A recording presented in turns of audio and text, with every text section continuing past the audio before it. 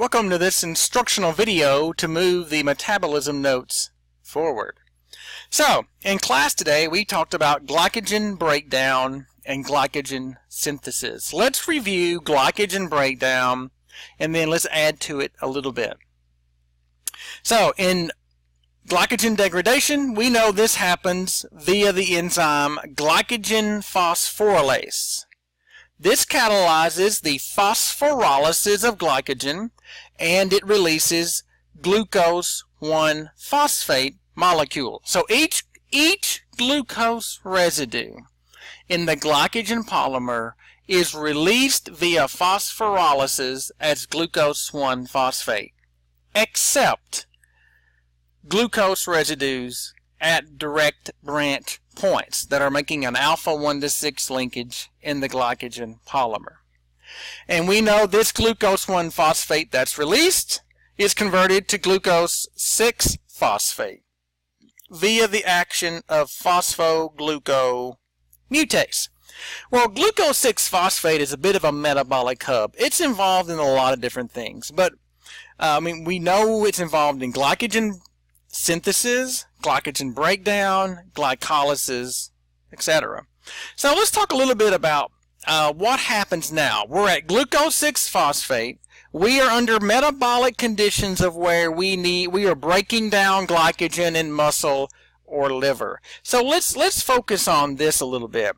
Now in this particular page, I don't want to talk about the pentose phosphate pathway. And I really just want to focus on the muscle and the liver.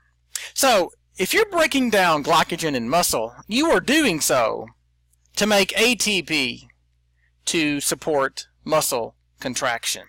And how this goes down exactly is depending upon whether you're in oxygen debt or not. Either way, you're going to convert glucose 6-phosphate to pyruvate, whether you're in oxygen debt or not. If you are in oxygen debt, then we're going to make lactate from lactate dehydrogenase. Again, this is the big picture. I'm not giving you all the details here. But you know that we had something called the Cori cycle, where lactate can travel through the blood to the liver. So the liver is involved even here in the muscle side, okay? And then it can go to glucose, and then that glucose can make more glucose 6-phosphate. This is what we call the Cori cycle. Again, this allows anaerobic glycolysis to occur. It does involve the liver because that's where lactate goes to get regenerated to glucose through gluconeogenesis. The bottom line is this allows us to make ATP. So we can break down glycogen to glucose 6-phosphate, to glucose 1-phosphate, then to glucose 6-phosphate. That makes pyruvate. And if we're in oxygen debt, and so all on this side here, we are in oxygen debt conditions. Vigorous exercise. Lactate can go through the blood, go back to the liver, make glucose through gluconeogenesis, and then this is a way to support muscle contraction during times of oxygen debt. If we are not in oxygen debt, but we are still needing to break down glycogen to support muscle contraction, then we just go ahead and do typical cellular respiration, which is what this right here is really saying. So, pyruvate, we can run the bridge plus the citric acid cycle plus the electron transport system, and guess what? We're making a lot of ATP, again, to support muscle contraction. That's what we're talking about at this point. So let me write this in here. So this is for muscle contraction.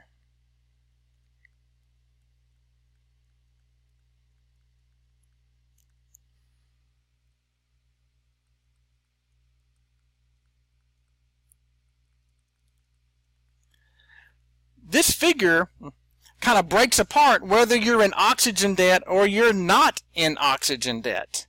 We still can make ATP to support muscle contraction. And again, that's why we have glycogen in muscle. Okay. Now, what about the liver? The liver has an enzyme called glucose 6-phosphatase, and it is an important enzyme. It has obviously phosphatase activity. It removes the phosphate, enzymatically removes the phosphate off of glucose 6-phosphate to make glucose. So why do we break down glycogen in the liver? It's to make glucose, and then this glucose travels through the blood. It's exported to other tissues. And so we know why that's important, because I've said probably a couple of hundred times already, and get ready for 100 times more, the role of the liver is to maintain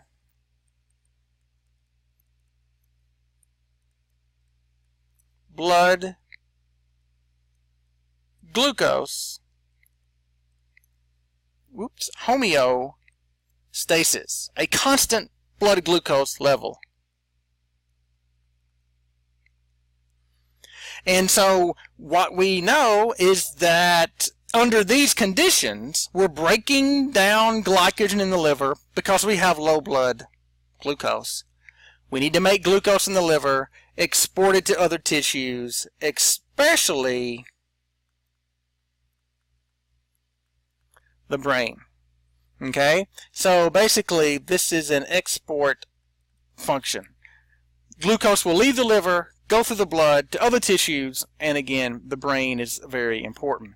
Now, this gives us an overview of the big picture of glycogen breakdown in muscle and in liver, but I don't want to leave this yet because this glucose 6-phosphatase we need to spend a few more minutes on. Now, in the notes, I've broken up the two figures on page 32. I've basically put on two different pages. So let me move to this other figure that you probably have in your start notes on page 32, but I've broken it up.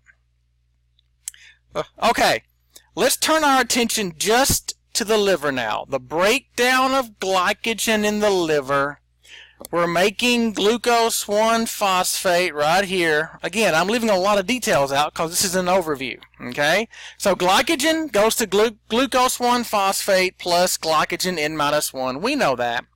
And then glucose 1-phosphate goes to glucose 6-phosphate by phosphoglucose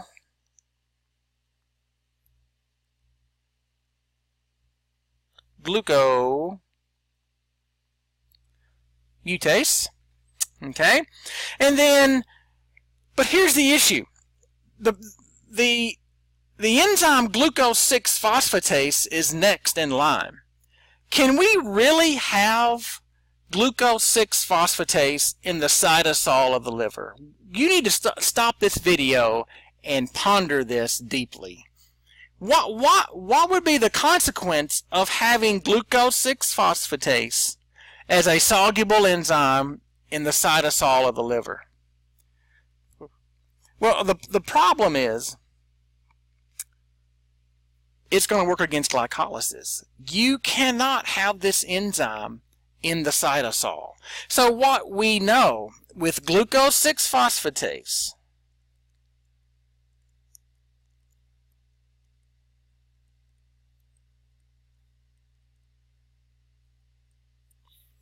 its active site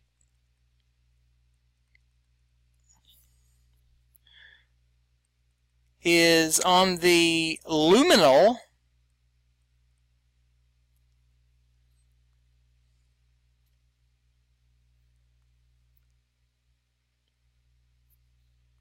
see if I can spell this correctly, side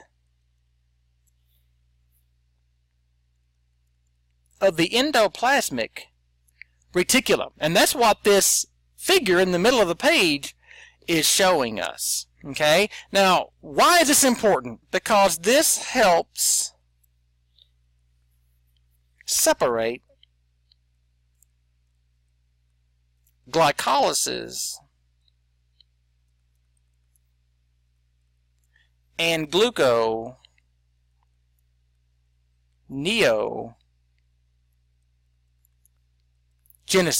Now this enzyme glucose-6-phosphatase is also in gluconeogenesis, so that's why I'm bringing this up.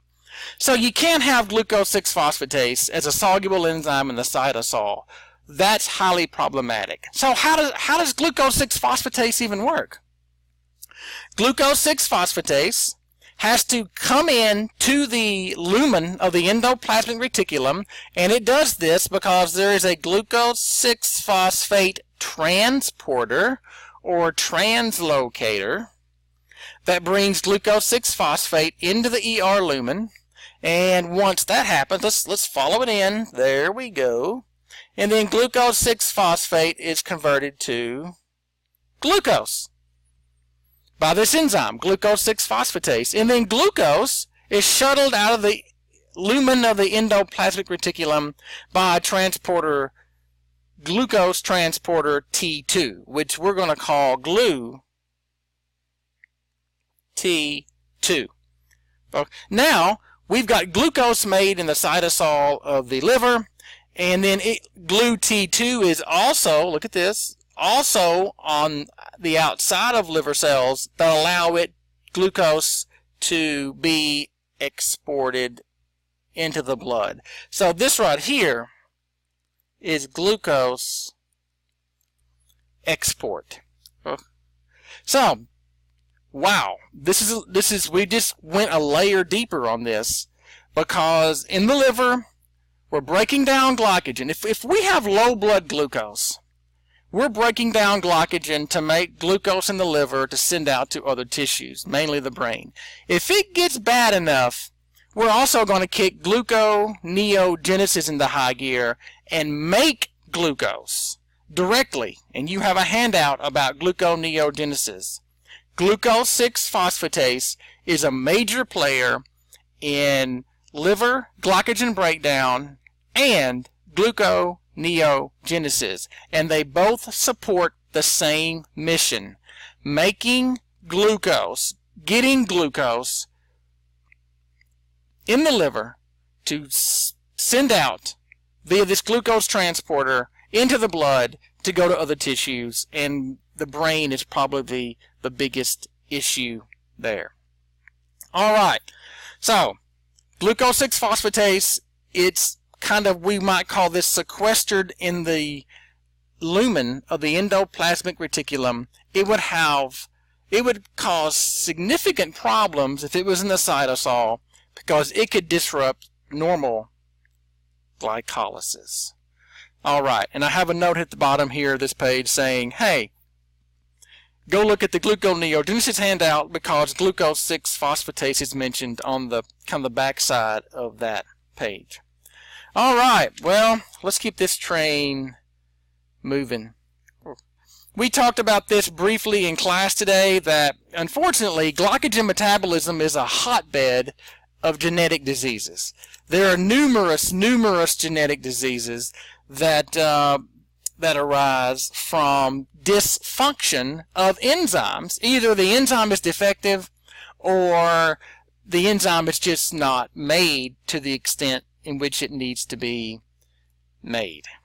And again, this table is just the big picture for you. I will say, we did see the video. We had young Jonah, who has type 1b glycogen storage disease, is what they called it, and he lacks the glucose-6-phosphate transporter or translocase that we saw on the previous page. Let's go back to that real quick. So sometimes these things are called translocases.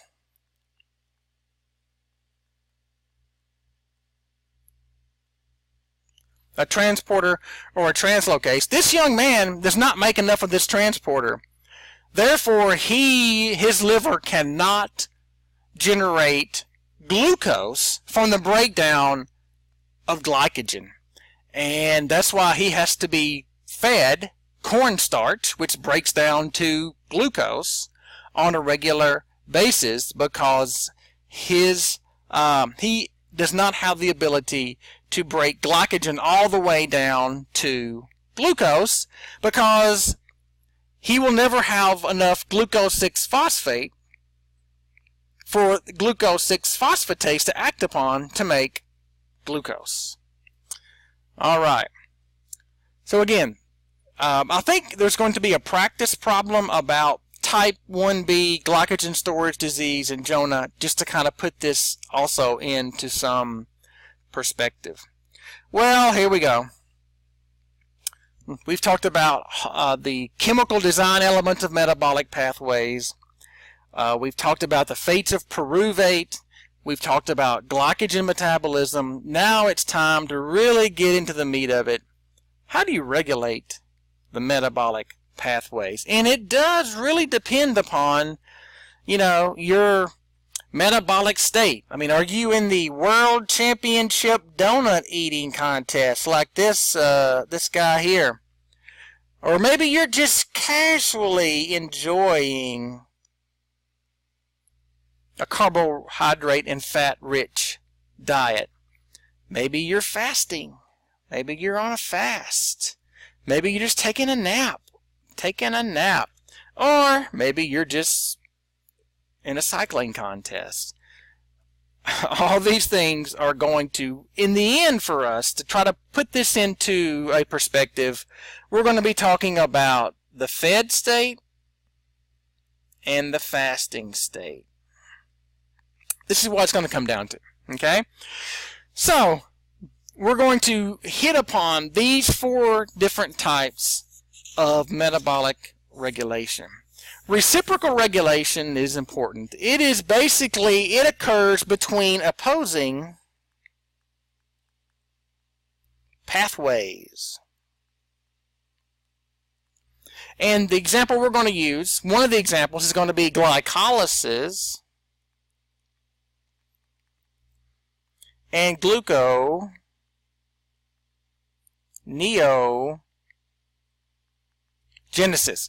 If you're running glycolysis, you can't be running gluconeogenesis. They have opposite purposes. And if you're running gluconeogenesis, you can't be running glycolysis. So there has to be a way to regulate these pathways such that one is on and the other is off, vice versa. We're going to see how that happens. Hormonal regulation. We're going to focus on 3 types of hormonal regulation. Insulin, which is secreted in response to high blood glucose. That's how I'm going to abbreviate that. Glucagon, we've already mentioned these a little bit, but we're about to get into the nitty-gritty of what's going on. Whoa. So glucagon is secreted under conditions of low blood glucose. And then we have epinephrine, or adrenaline, which really is what we call fight or flight conditions, if you're all excited about something perhaps.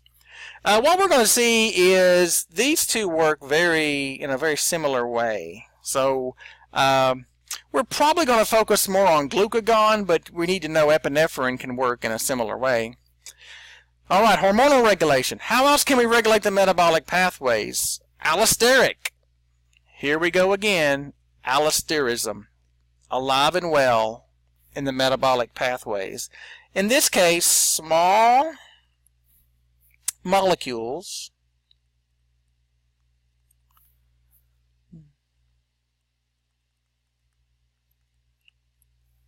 will bind to metabolic enzymes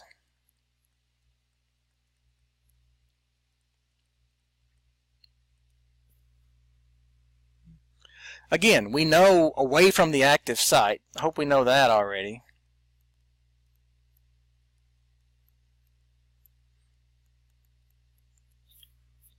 And what's going to be the net result? We're going to increase or decrease metabolic enzyme activity. So, hormonal regulation, allosteric regulation kind of work together to really favor certain pathways over the other during different metabolic conditions, whether you're slamming down some donuts, or you're between meals and haven't eaten in a while, or maybe you're doing a longer fast. All right. The other type is gene regulation. And in this case, we get increase or decreased expression. And there I'm talking about the gene is transcribed, it's translated, and we're making protein. So this is happening at the gene level, okay? So this is really protein synthesis I'm talking about.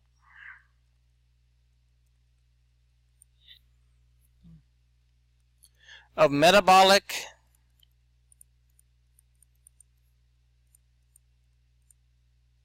enzymes.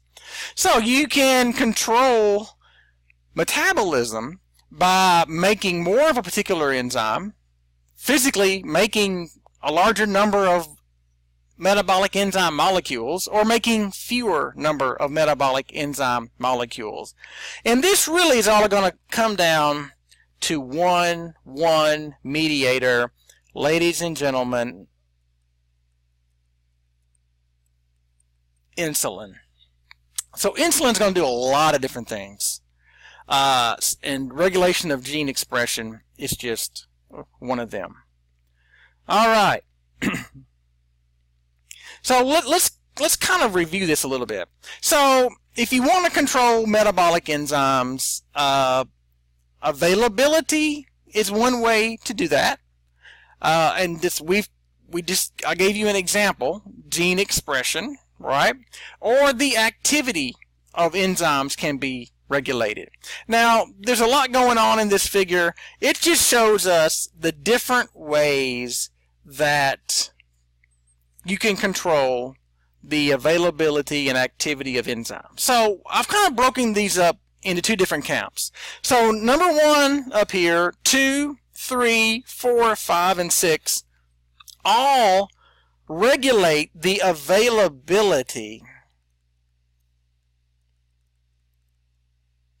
of metabolic enzymes. And the one that I guess we just talked about with insulin is number 2.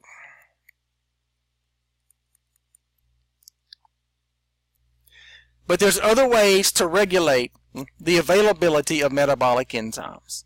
Now, we know metabolic enzymes are turned over anyway. So basically, new proteins or enzymes, right now is what we're most interested in,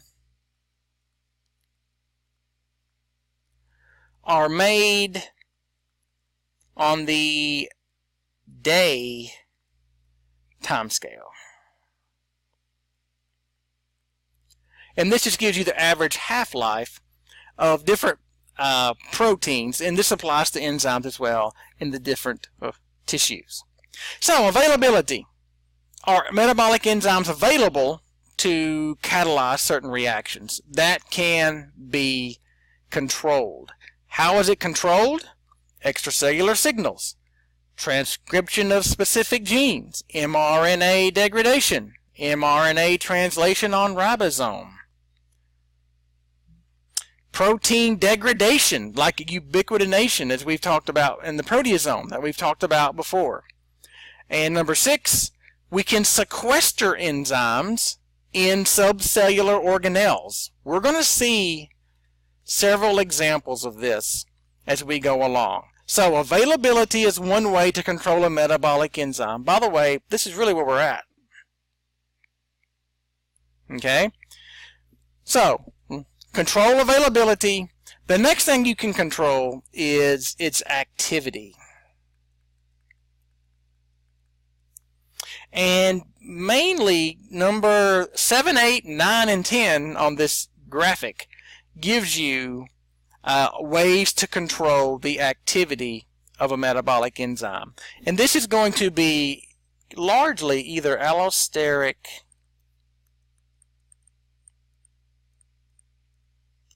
or hormonal. All right, so you want to control a metabolic enzyme, you can control its concentration in the cell, its availability, for example, or there's ways to modulate activity. So let's go in and give some specific examples.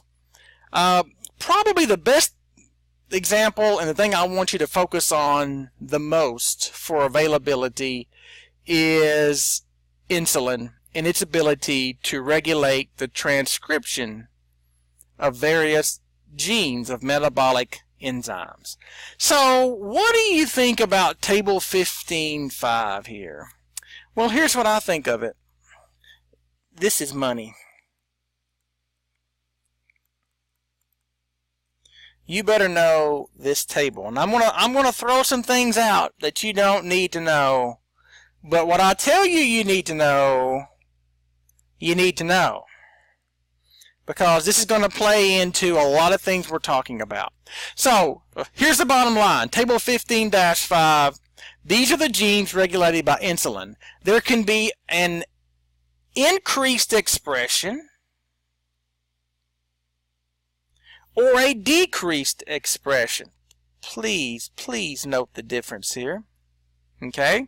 And I'm not going to go into all these examples. I'm just telling you that we're going to cover most of these enzymes listed here. And we're going to try to associate insulin action through gene expression and then insulin action through other ways it can control metabolic pathways. This is just one way that insulin controls metabolic pathways, or the gene expression of certain enzymes. So all of these are on the table that you need to know, except I'm going to throw some things out.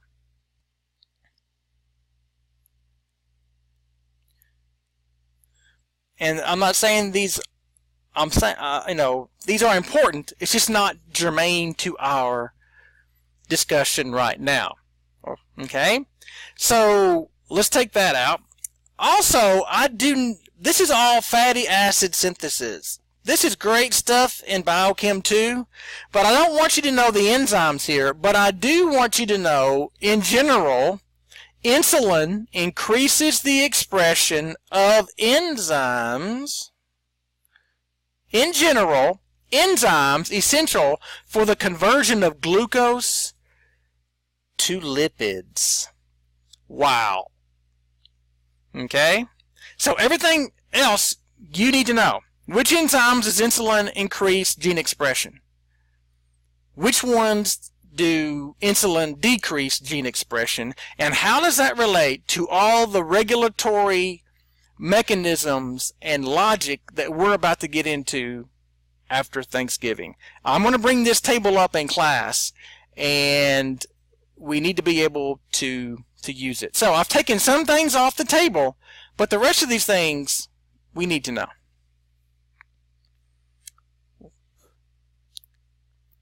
All right, let's talk a little bit about reciprocal regulation of glycolysis and gluconeogenesis. What really determines whether glycolysis or gluconeogenesis needs to be the favored pathway? Because they're going opposite directions. You have a handout on glycolysis. You have a handout on gluconeogenesis. They're not the exact opposite of one another, but there's a lot of enzymes in common with some very notable exceptions. You need to know the exceptions. I want to kind of discuss with you on page 37 of how is it possible that we can favor glycolysis over gluconeogenesis, okay? Or vice versa.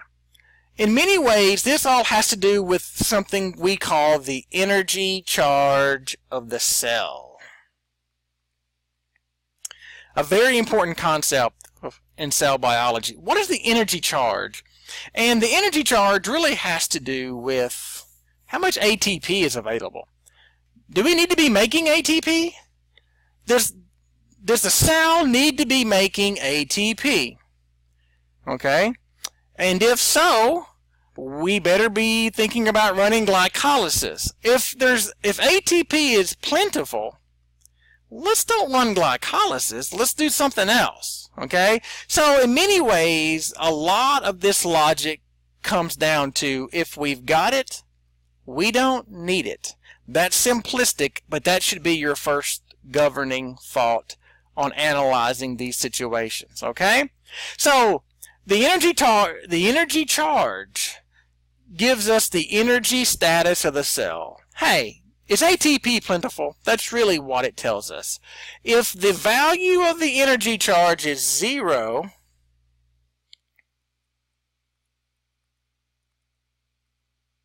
then pretty much there's no ATP, and we have a lot of AMP. That's a problem. We need to be thinking about making ATP. Okay, it can go from 0, which is all AMP and really no ATP, to 1, which is all ATP. Hey, if ATP is plentiful, we need to shut down glycolysis. I'm just going to tell you. And glycolysis is a catabolic pathway. So here's this statement here.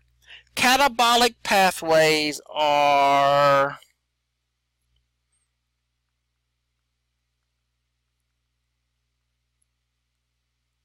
inhibited by a high energy charge. So energy charge is abbreviated EC.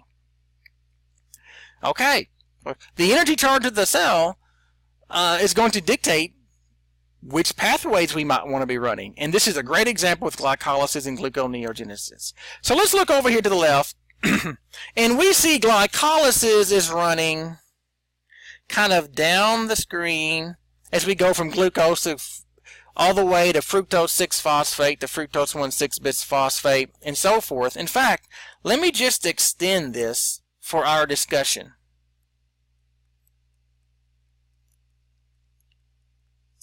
Now, some steps are being left out because I'm giving you the big picture here. Okay? So, if we start with glucose, we're going down this page, we're running glycolysis, we're going to hit the pyruvate, pyruvate's going to hit the bridge reaction and make acetyl-CoA. And then acetyl-CoA is going to combine with oxaloacetate to make citrate. And then I'm leaving out a bunch of stuff here. This is the citric acid cycle.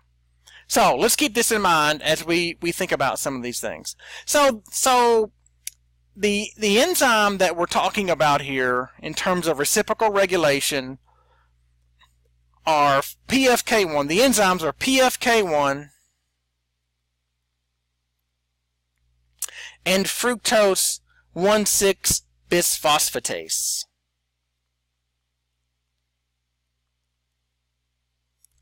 And of course we've got good abbreviations here. Okay, now gluconeogenesis is going the other way.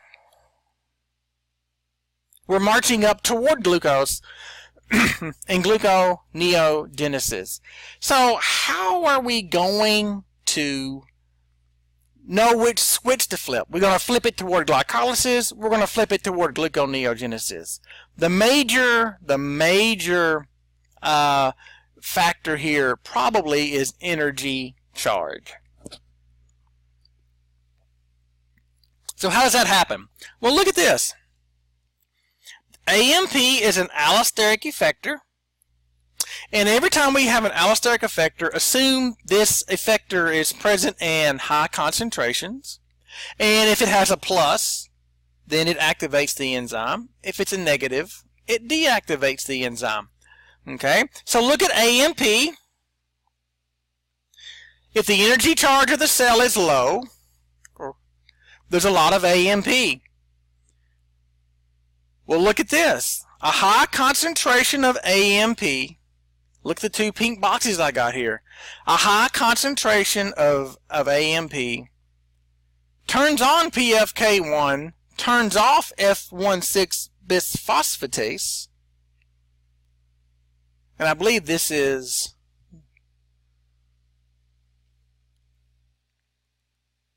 one as well. There's going to be two of those. Okay, so a low energy charge, high concentration of AMP. AMP allosterically binds to PFK1, turns it on. AMP allosterically binds to F16 bisphosphatase 1, turns it off. Ladies and gentlemen, what are we favoring? We're favoring glycolysis. Shouldn't we favor glycolysis? I say yes. If the energy charge of the cell is low, you better be running glycolysis, bridge, citric acid cycle. That's how we're making ATP directly and indirectly in the electron transport system. That's reciprocal regulation. That's reciprocal regulation. Okay? Now, let's look at another one that does reciprocal for these two enzymes. Again, PFK1 is a control point in glycolysis. PFK1 catalyzes the committed step of glycolysis.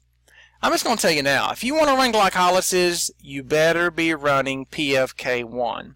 And if you want to shut down glycolysis, you're probably going to need to shut down PFK1. Okay? So let's look at citrate.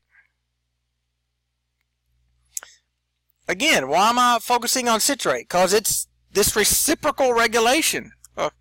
Alright, so citrate's way over here. It's like, hey, here I am. So what is the biological logic of citrate being an allosteric effector of PFK1 and F16BPase1? Well, let's think about it. It's a constant, again, all these allosteric effectors, when you see whether they're positive or negative effectors, you always need to assume that they do this at high concentrations. Okay? At high concentrations. So, if the concentration of citrate is high, okay, do we really need to run glycolysis to make pyruvate, which ultimately supports the synthesis of citrate in the citric acid cycle? I don't think so. So a high concentration of citrate basically slows down PFK1. That's what that's telling you right there.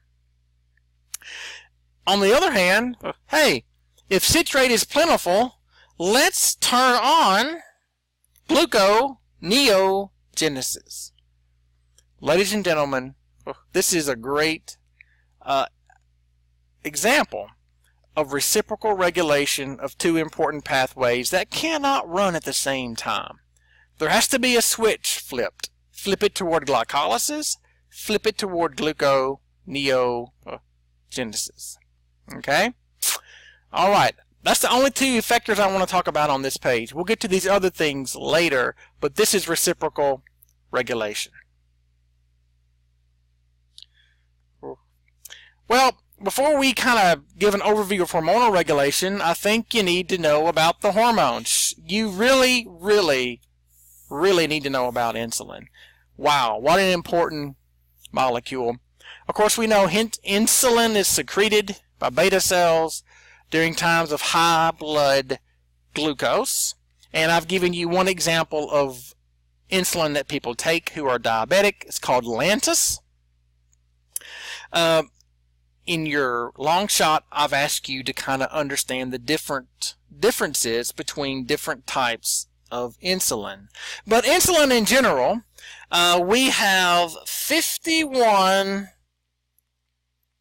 amino acids. Now this may differ slightly depending upon which variety of insulin someone might be taking. But natural insulin made in us, there's 51 amino acids in a dimer, and then you get a trimer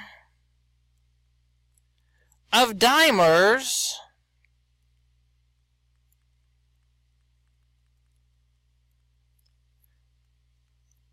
stabilized by a zinc ion. There we go. This is a zinc ion. Here's a dimer, here's a dimer, here's a dimer. Hey, we have a trimer of dimers. That's insulin. That's how insulin is stored. That's how we make insulin. This is a form that insulin can take inside our bodies as well. So insulin is a protein-based or peptide-based hormone. All right. Again, I think you need to know what these things are, at least generally, before we get started. So there's insulin. Again, the long shot's going to ask you to understand the difference between the different forms of insulin that diabetics take. I think that's important. I think it's important for you to know. All right. And spoiler alert, you're going to have fast-acting insulin, long-acting insulin. So there's ways scientists can go in and change insulin slightly to stabilize this trimer of dimers. The more stable the trimer of dimers, the longer lasting it will be. So they can change amino acid composition of naturally occurring insulin to some extent, or they can add things to insulin to improve or decrease its stability. All right. We're talking about hormonal regulation of enzymes. Insulin's a major player.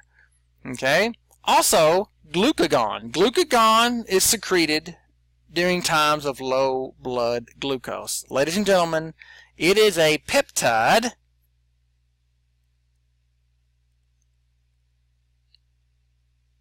hormone.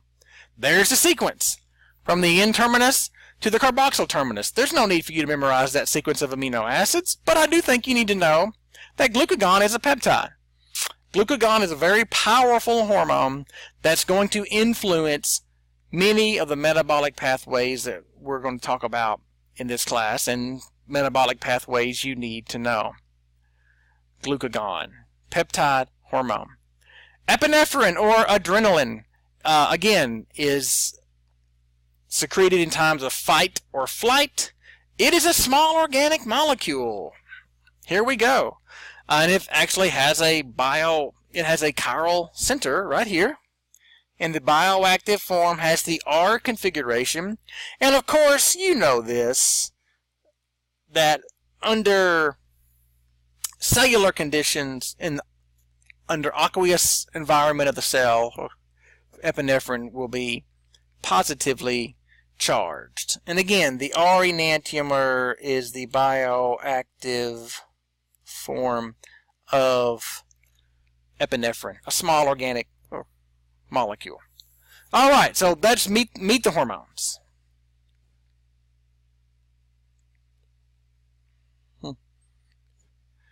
Well, let's keep going.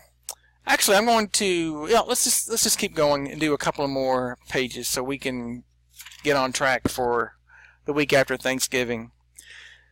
Well, here we go.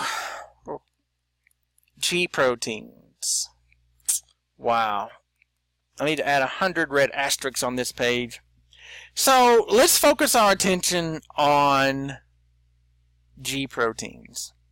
And G proteins are responsible for helping glucagon and epinephrine send signals within cells. Ladies and gentlemen, insulin, glucagon, epinephrine never enter the cell in which they modulate. Never enter the cell in which they control metabolic influences. They bind to receptors on the outside of cells. If it's epinephrine, it's beta-adrenergic receptors. If it's glucagon,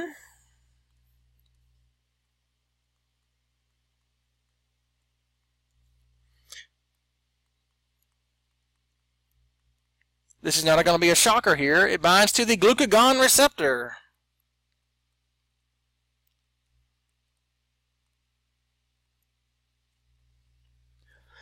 Insulin binds the insulin receptor, and that's a big topic in biochem too. But let's just stick to this. What I'm telling you now applies only to epinephrine and glucagon. Epinephrine binds to its receptor, glucagon binds its receptor, but a similar thing happens. So we're going to combine these together. Okay?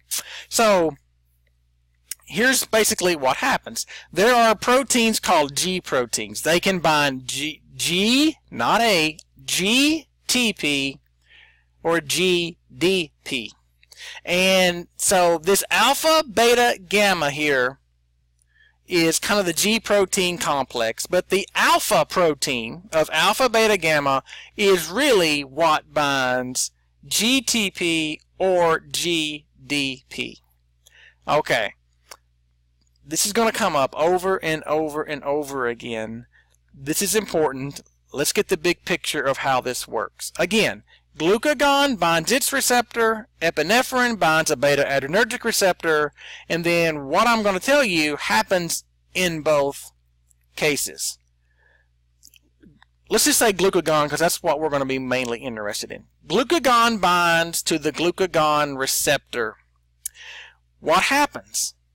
The alpha subunit of G, that's a G protein, will basically exchange nucleotides. GTP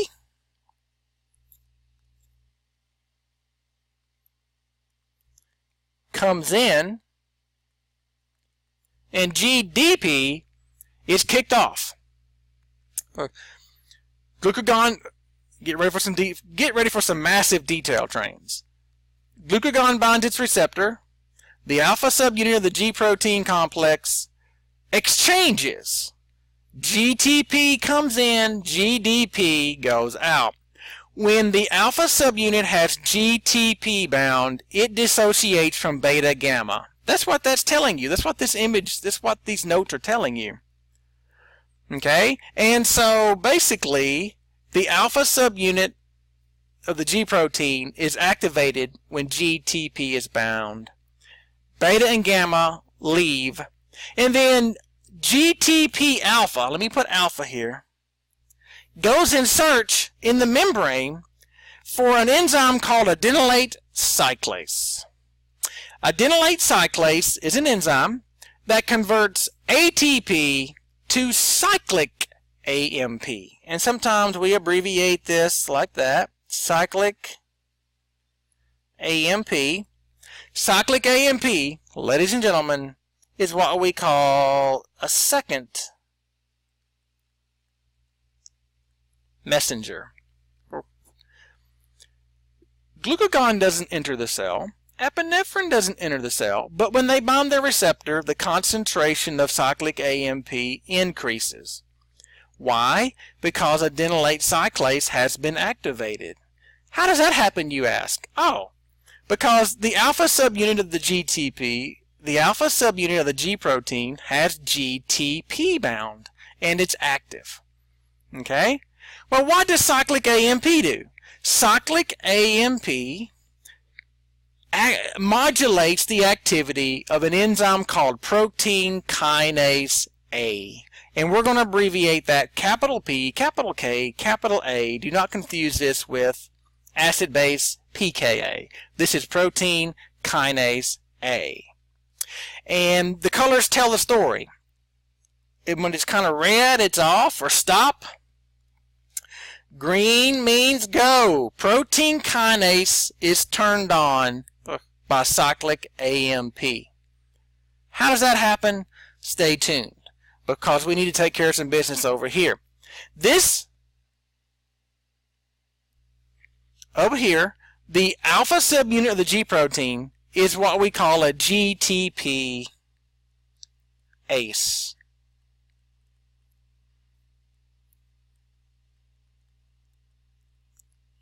It hydrolyzes GTP back to GDP.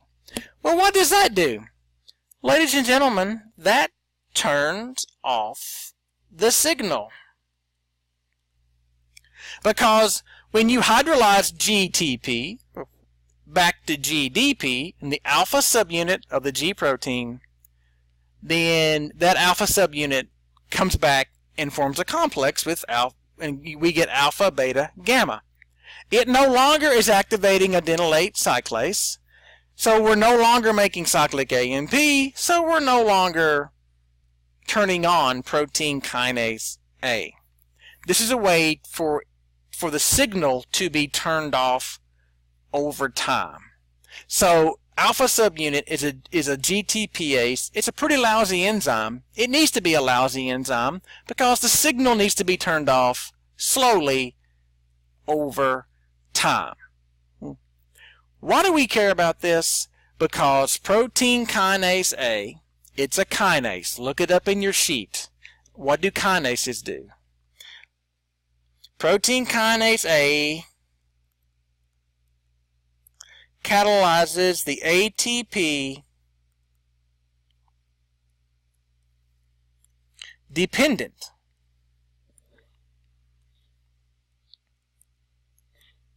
phosphorylation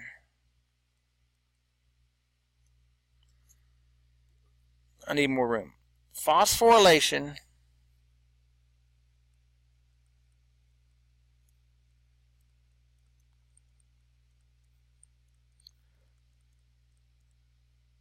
of target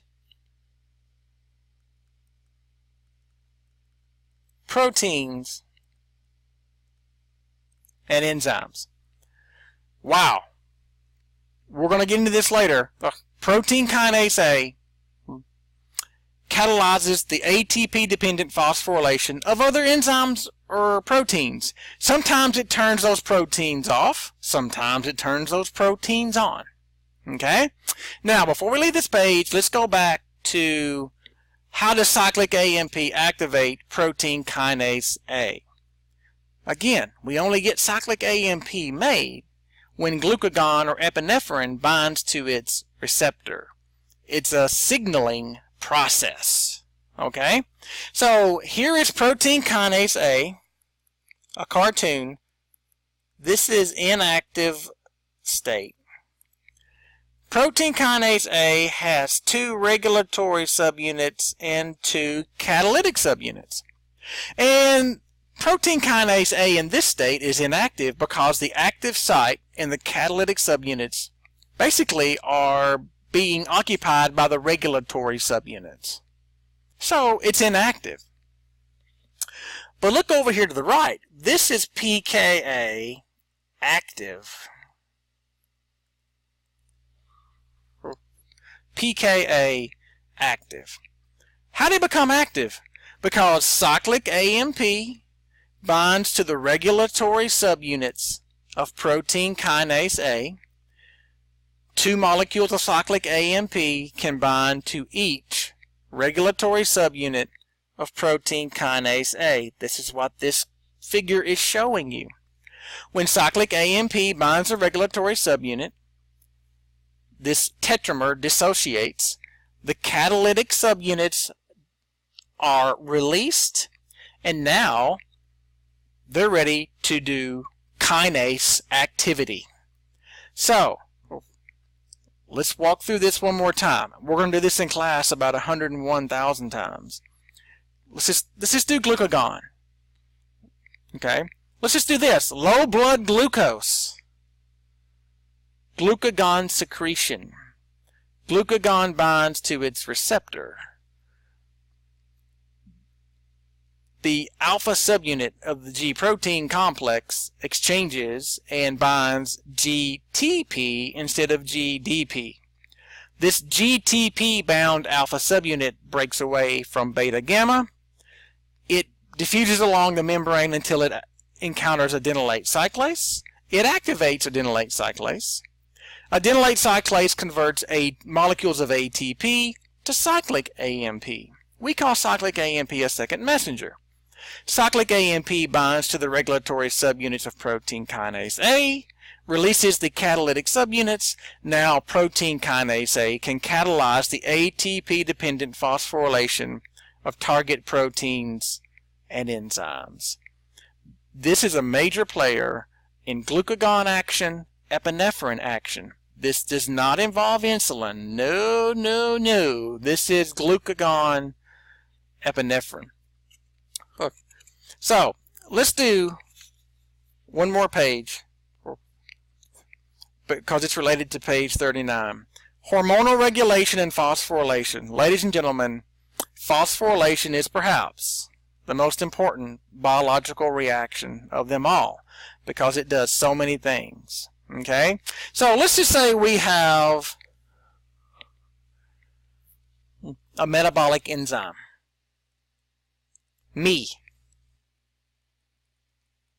Metabolic enzyme. And I'm going to throw out tyrosine here because it's not germane to what we're talking about. We're really talking about metabolic enzymes that have serine or threonine residues on them that are targets of phosphorylation. How do the hydroxyl groups of serine or threonine become phosphorylated? Enter kinase. In fact, let's just call this protein kinase A as an example. Protein kinase A can catalyze the ATP. That's what this is showing you. The ATP-dependent phosphorylation of the metabolic enzyme. And there we go. Now the metabolic enzyme is phosphorylated. Sometimes this turns on the metabolic enzyme. Sometimes it turns off the metabolic enzyme. It just depends on which particular metabolic enzyme we're talking about. And we're going to get to that after Thanksgiving. Okay? So, if you phosphorylate something, you've got to dephosphorylate it. What's the major enzyme that will dephosphorylate molecules or proteins or enzymes? Phosphatases. So usually with protein kinase A, there's a corresponding phosphatase. It's called phosphoprotein phosphatase. And this is usually abbreviated PP1. Protein phosphatase 1. It's an enzyme that catalyzes the hydrolysis of the enzyme that removes the phosphate group. Water comes in, inorganic phosphate comes out. You've got to get used to this. For every kinase, there's typically a corresponding phosphatase. They have opposing activities. Under certain metabolic conditions, we're going to activate protein kinase A and go to phosphorylation. Under certain metabolic conditions, we're going to activate the phosphatase and we're going to dephosphorylate metabolic enzymes. Let me give you an example. This is a really, really simplified version of what we're going to get into later. Let's say you are in the fasting state, the fast. Well, you're going to have low blood glucose. You're going to secrete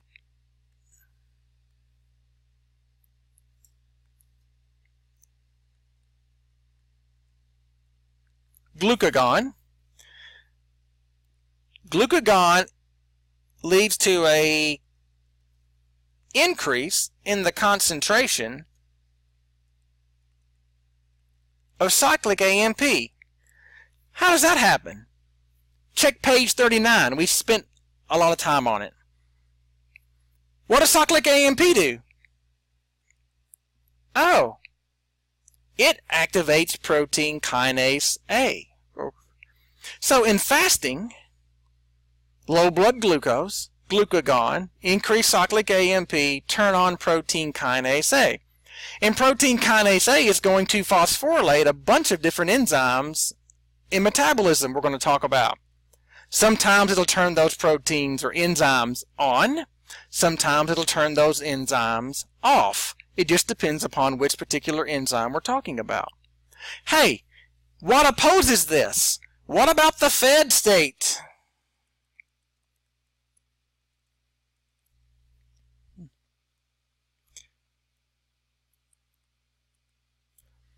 You had a big meal. It's Thanksgiving. You had a big meal. Is your blood glucose going to rise? Probably so. Are you going to secrete insulin?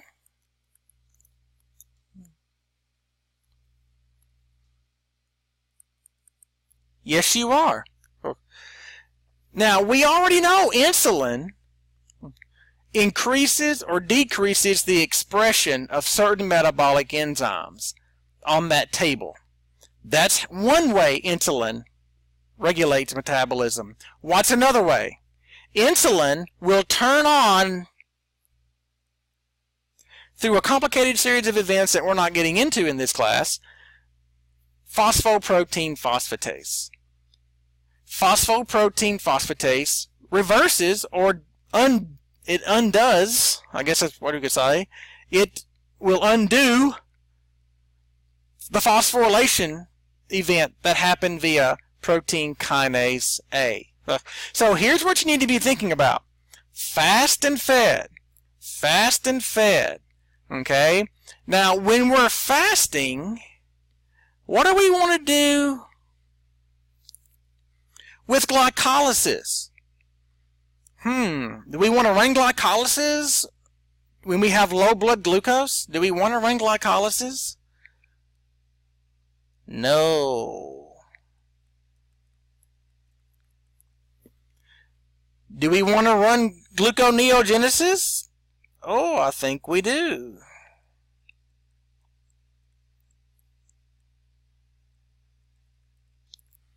Do we want to be making glycogen when we have low blood glucose and when we're fasting? Do we want to make glycogen? No.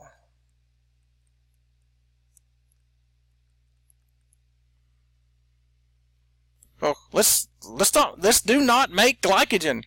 Do we want to break down glycogen? Yes.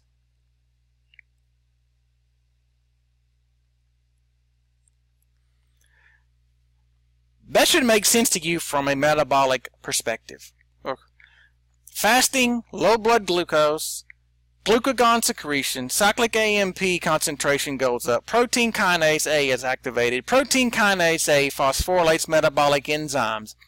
And those phosphorylation events work against glycolysis, favor gluconeogenesis, work against making of glycogen, glycogenesis, works for glycogenolysis.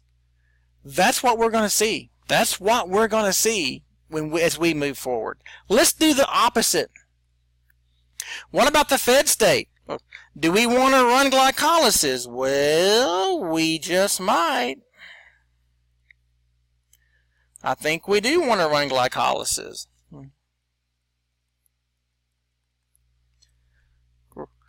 Do we want to run gluconeogenesis? No, no, no.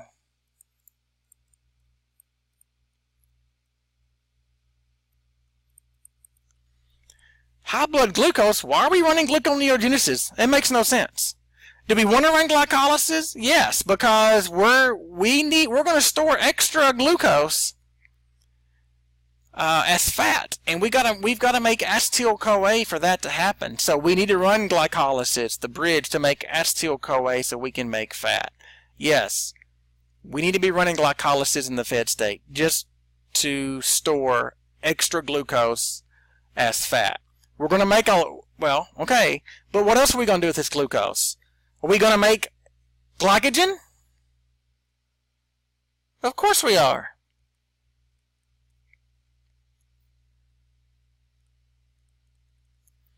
We're going to be making glycogen. In fact, think about this. In the fed state, high blood glucose, probably in the liver and the muscle, we're going to make as much glycogen as possible. When we max that out, and we can max that out, then we need to be really running glycolysis to favor acetyl-CoA formation, and acetyl-CoA is on the pathway to fat synthesis. Do we want to be breaking down glycogen after a big meal where we had a lot of carbohydrates and our blood glucose is high? No, no, we do not.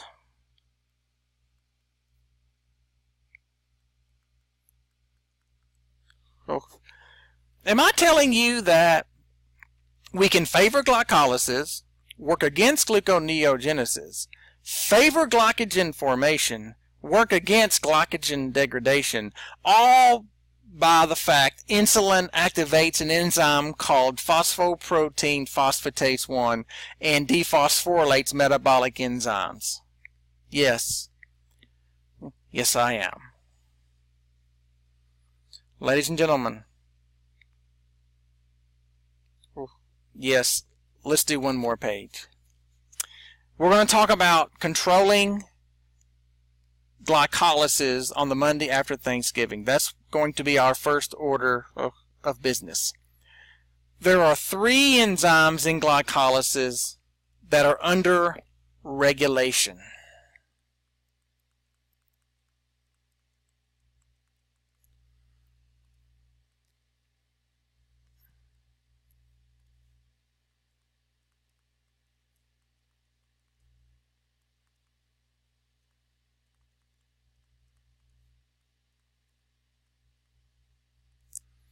Number 1 is hexokinase.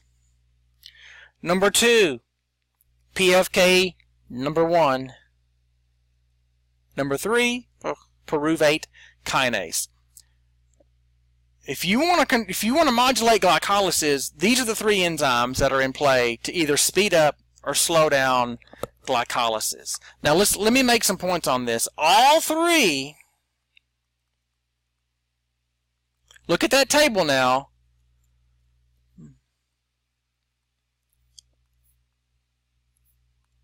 Let's do this.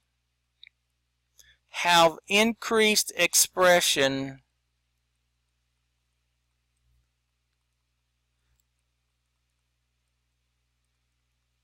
via insulin. Whoa! Insulin increases the concentration of these 3 metabolic enzymes. That backs up what we said in the last page. Insulin favors glycolysis.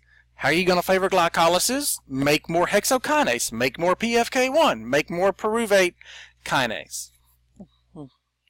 All 3 of these catalyze, all 3 of these enzymes, hexokinase, PFK1, pyruvate kinase, catalyze irreversible reactions. Typically, if you have an enzyme that's under control, metabolic regulation, typically they catalyze irreversible reactions, and that's what hexokinase, PFK1, and pyruvate kinase. They have a very large negative delta G of reaction. They are heavily favored going the way they need to go in glycolysis. So, if you want to slow down glycolysis, hey, those are the 3 good enzymes to target. If you want to speed up glycolysis, that's 3 good enzymes to target. Okay? All right. We're going to talk more about hexokinase as we go along. Hexokinase, one of the things that, if you notice, this right here is called product inhibition.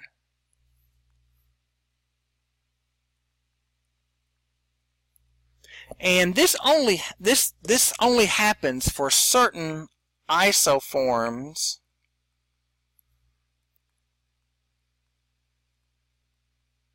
of hexokinase, and we'll get specific about that later. But product inhibition is allosteric regulation.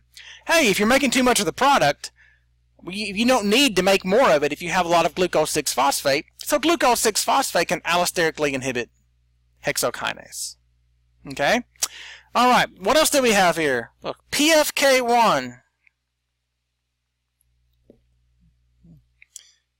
It catalyzes, and I think this is in your handout about glycolysis, the committed step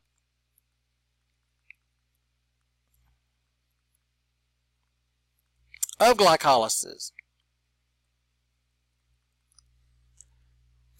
Basically, if you run the reaction catalyzed by PFK1, look, there's no control point until you get to the very last step.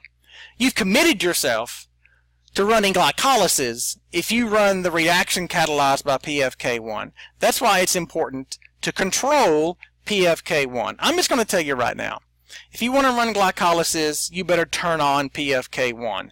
If you want to slow down glycolysis, you better turn off PFK1. It is a very important control point. Okay?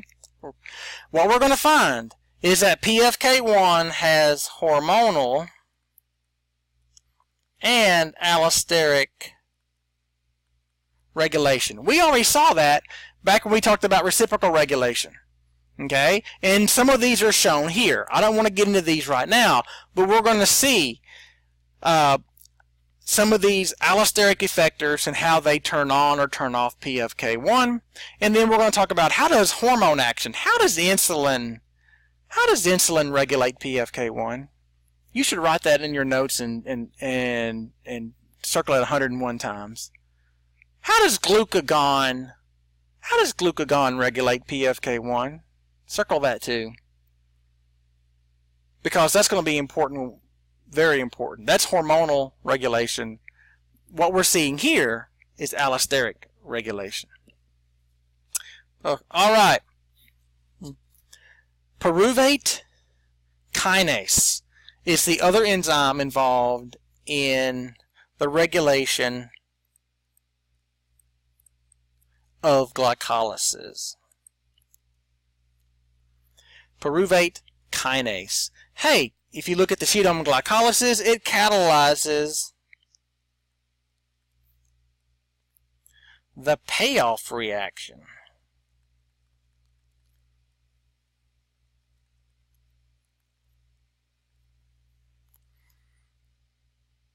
The very last step is when you actually net ATP. This is pyruvate kinase is an important control point of glycolysis. There's going to be hormonal regulation, plus you already see there allosteric regulation. In fact, the allosteric regulation of pyruvate kinase, again, it's going to fit our model of metabolic state. Do we need to run glycolysis? Do we not need to run glycolysis?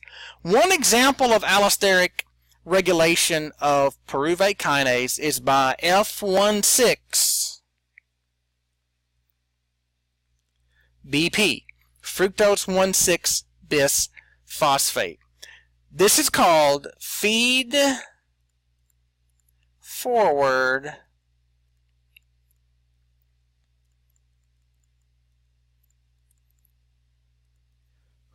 activation. Feed forward activation. F16 BP is a positive allosteric regulator of pyruvate kinase. See that? See that green plus? That means a positive allosteric regulator. What does this mean? Well, let me give you an analogy. What's your favorite restaurant to go to in Murray? Or somewhere else? If you were going to bring 50 of your closest friends to your favorite restaurant, you would probably call the restaurant ahead of time and say, hey, I'm going to show up with about 50 of my best friends. I wanted you to know so you can get ready for that. This is the same thing. If you have a lot of fructose 1,6 bisphosphate, there's no control points until you get to pyruvate kinase.